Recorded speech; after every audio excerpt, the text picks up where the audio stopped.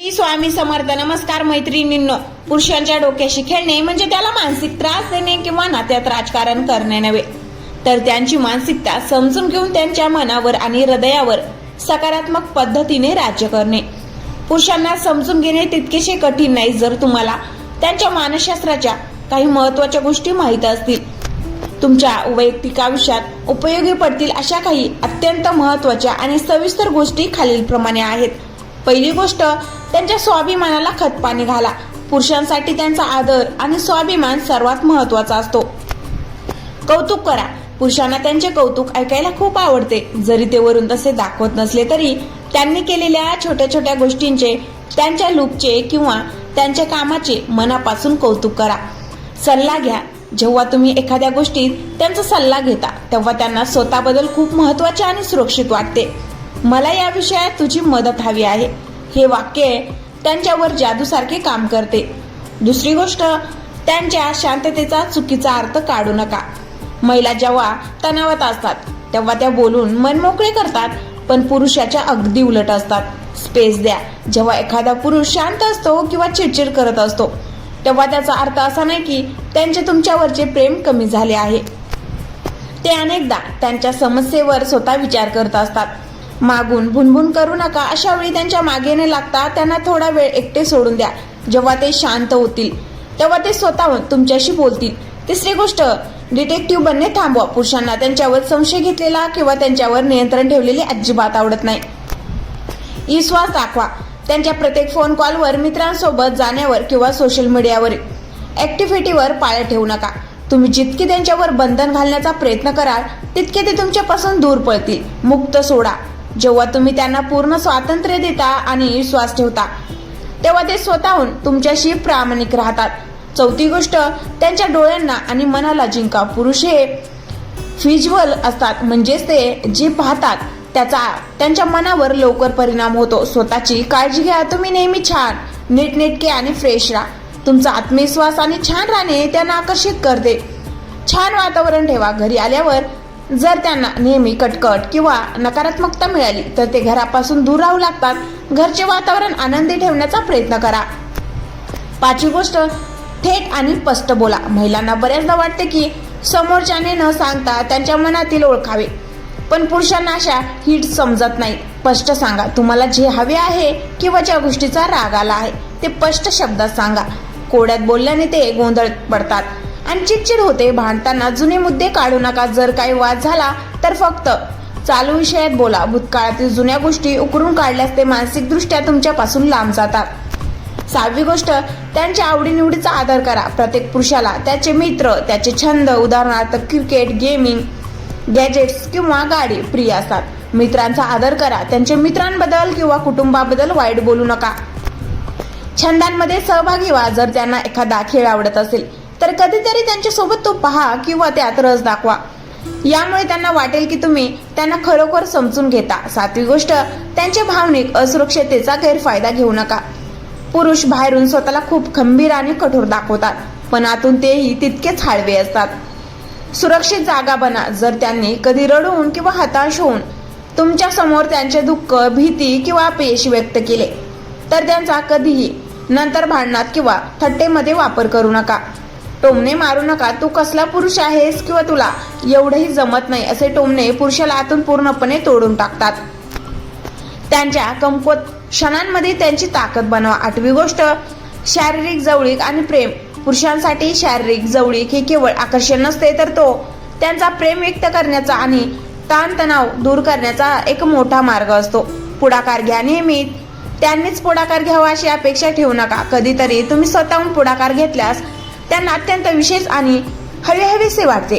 नाकारताना काळजी घ्या. जर तुमचा मूड नसेल तर चिडून किंवा फटकून वागण्याऐवजी प्रेमाने आणि आदराने सांगा. वारंवार नाकारल्यास त्यांचा आत्मविश्वास कमी होतो आणि ते अंतर्मुख होतात. नवी गोष्ट, त्यांच्या आर्थिक जबाबदारीचा भार हलका करा. आजच्या काळात पुरुषांवर कमवण्याचे, घर चालवण्याचे आणि भविष्याची तरतूद करण्याचे प्रचंड मानसिक दडपण असते. फक्त मागण्या करू नका. त्यांना नेहमी पैसे कमवणारे मशीन म्हणून पाहू नका. त्यांच्या कमाईचा आणि मेहनतीचा आदर करा. खंबीर साथ द्या. परिस्थिती कशी असो, मी तुझ्या सोबत आहे हा एक शब्द त्यांना कोणत्याही संकटाशी लढण्याची ताकद देतो. पैशांपेक्षा तुमचा हा मानसिक पाठिंबा त्यांच्यासाठी लाख मोलाचा असतो.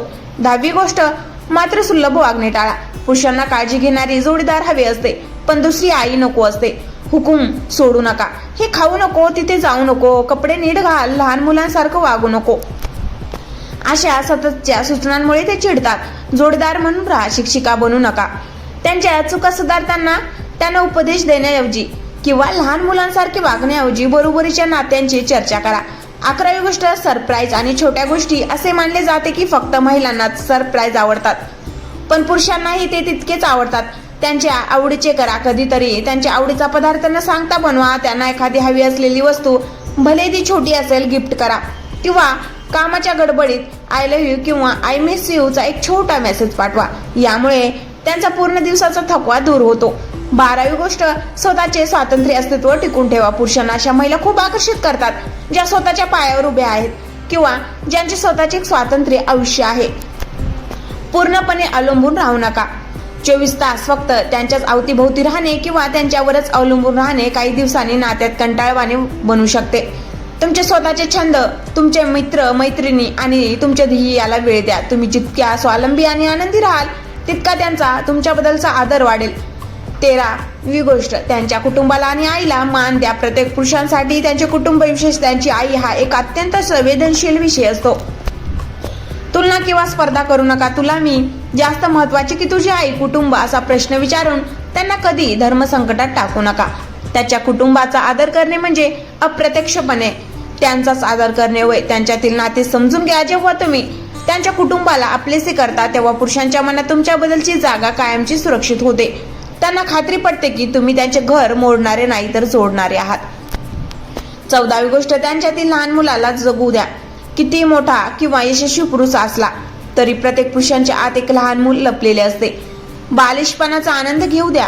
कधी कधीही ते व्हिडिओ गेम्स खेळताना, मित्रांसोबत मूर्खासारखे हसताना किंवा त्यांच्या आवडत्या छंदांमध्ये लहान मुलांसारखे हरवून जाताना. अशा वेळी लहान मुलांसारखं काय करताय म्हणून टोकू नका. लाड करा जसे तुम्हाला त्यांचे लाड आवडतात तसेच. कधीतरी त्यांनाही तुमच्या मांडीवर डोके ठेवून झोपायचे असते किंवा तुमच्याकडून लाड करून घ्यायचे असतात. हा कम्फर्ट त्यांना फक्त तुमच्या जवळच मिळाला पाहिजे. 15वी गोष्ट, त्यांच्या यशाची सेलिब्रेशन करा. पुरुषांना जगाशी स्पर्धा करून स्वतःला सिद्ध करायचे असते. या प्रवासात त्यांचे यश साजरे करणारी हक्काची व्यक्ती तुम्ही असणे गरजेचे आहे. लहान यशालाही मोठे माना. त्यांनी ऑफिसमध्ये एखादे छोटे काम चांगले केले असेल किंवा व्यवसायात प्रगती केली असेल तर त्यांचे कौतुक करा. मला तुझा अभिमान वाटतो, हा एक शब्द त्यांना अजून मोठी यश मिळवण्यासाठी ऊर्जा देतो. त्यांचे सर्वात मोठे फॅन बना. जगाने त्यांच्यावर अविश्वास दाखवला तरी चल फोर्स, पण तुमचा त्यांच्या क्षमतेवर पूर्ण विश्वास असायला हवा. 16वी गोष्ट, मतभेदांच्या वेळी स्मार्टली हाताळा. नात्यात भांडणे होणे स्वाभाविक आहे, पण भांडण कसे हाताळता यावर पुरुषांची मानसिकता ठरते. इगो ट्रिप टाळा. भांडणं जिंकण्यापेक्षा नातं टिकवणे महत्वाचे आहे, हे लक्षात ठेवा. जर त्यांची चूक नसेल तर त्यांना उगाच माफी मागायला लावू नका. टायमिंग साधा. जर ते ऑफिसवरून दमून आले असतील किंवा भुकेले असतील तर गंभीर विषयावर चर्चा करू नका. जेव्हा ते तृप्त आणि शांत असतील तेव्हा आपली बाजू प्रेमाने मांडा, ते नक्की ऐकतील. 17वी गोष्ट, बेडरूमच्या पलीकडचे मानसिक आकर्षण. केवळ शारीरिक किंवा भावनिक आकर्षण पुरेसे नसते. पुरुषांना मानसिक पातळीवरही जोडीदार उत्तम हवी असते. विविध विषयावर बोला. फक्त घरगुती कटकटी, नातेवाईक किंवा खरेदी यावरच न बोलता कधीतरी जगातील घडामोडी, त्यांचे काम, आर्थिक नियोजन किंवा भविष्याचे ध्येय यावर चर्चा करा. वैचारिक साथीदार बना. जेव्हा तुम्ही त्यांच्याशी एखाद्या समस्येवर परिपक्वतेने चर्चा करता तेव्हा त्यांना जाणवते की तुम्ही फक्त एक बायको किंवा मैत्रीण नाही तर आयुष्याच्या प्रवासातील एक उत्तम पार्टनर आहात. त्यात एक म्हणजे अपेक्षा आणि संवाद याचा समतोल साधा. पुरुष अंतर्यामी नसतात, त्यामुळे तुमच्या मनात काय चाललेलं आहे ते न सांगता ओळखू शकणार नाहीत. नात्यात गुंतागुंत निर्माण होण्यापेक्षा थेट, स्पष्ट आणि आदराने संवाद साधणे हाच एकमेव मार्ग आहे. जेव्हा तुम्ही त्यांच्याकडून अवास्तव अपेक्षा ठेवणे बंद करता तेव्हा नात्यातील 90% तणाव आपोआप नाहीसा होतो.